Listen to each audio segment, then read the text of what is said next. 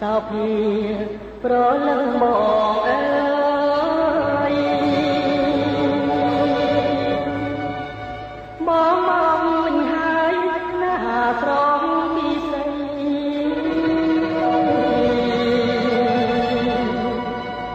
ទូកតូចយើងមួយ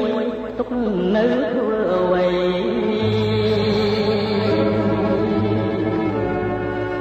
មកចំឡោប្តីឃ្លានបាយណាស់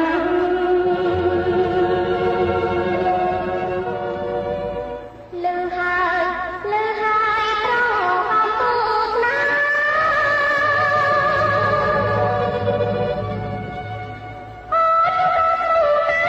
ប្រញាប់រ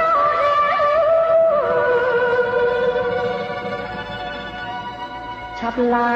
ងលឿនឡើងបងនឹកនឹងអូនណាស់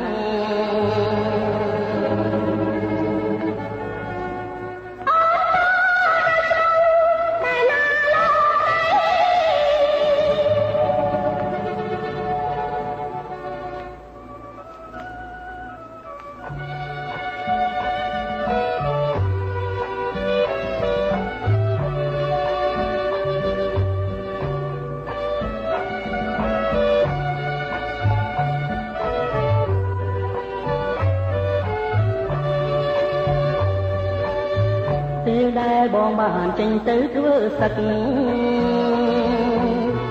បានបាយខ្វាញ់ទឹកណាស្រងពីសី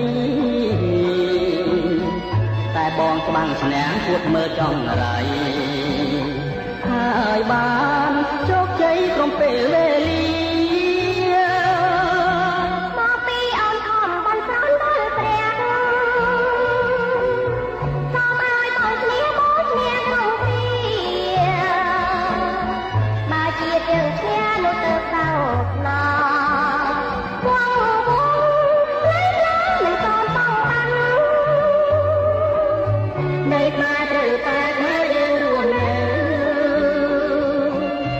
ទៀតណាត្រូវតែកំចាត់យើងត្រូវកំតទូទៅជីវិតរៀនតាមកជាណារកមក